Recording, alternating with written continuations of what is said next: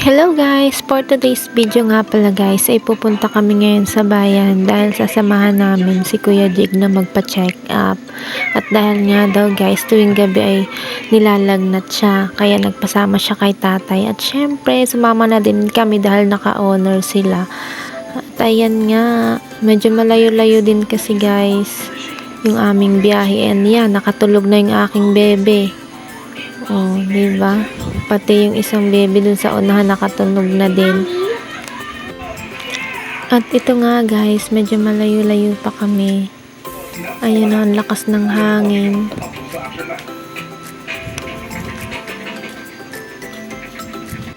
At ito nga guys, nakarating na kami dito. At pagdating nga namin dito guys, ay may pila din pala dito. Ang dami din palang nagpapa-check up dito. Ayan guys, nagpunta na siya dun sa may unahan at nagpalista.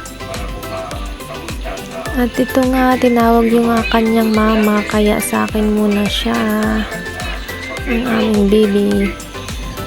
At ito nga guys, inaantay na lang namin tawagin ulit yung pangalan niya. At ito na nga guys, tapos na kami. At ito, at dahil nga natapos na kami, pupunta kami sa bayan kasi mamimili na din sila nanay. Oh, ang bebe ko naiwan dito sa sasakyan kasi nga nakatulog siya kanina kaya iniwan ko siya kay nanay. Ayan, paalis na kami niyan guys.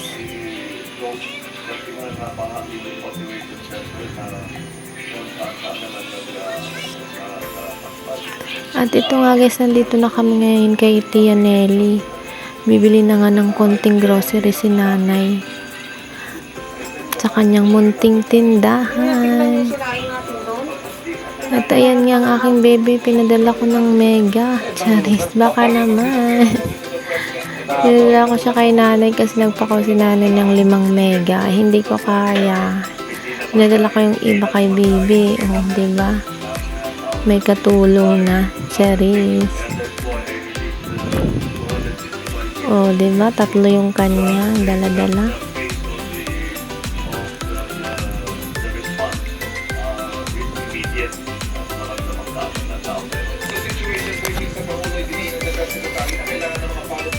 At ayan pa nga, naghahanap pa nga siya kung ano daw yung bibilhin pa ni nanay. O, diba? Paikot-ikot siya dun. Ang kulit-kulit sa loob.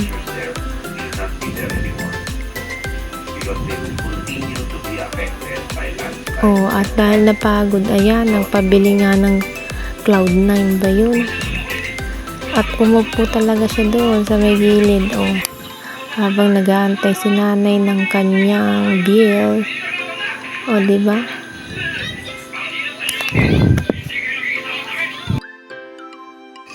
At ito nga guys, nakarating na kami ngayon sa bahay.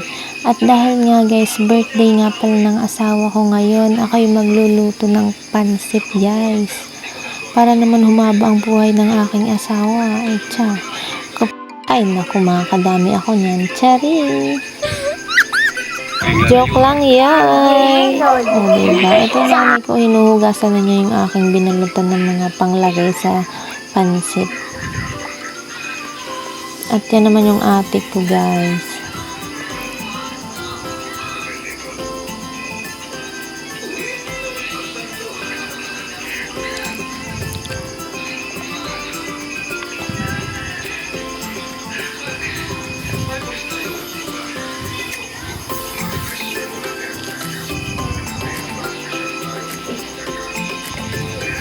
At dahil nga guys, hindi ako marunong magluto, tutulungan ako ng ate ko guys. Kasi ang alam ko lang talaga kumain, Charis.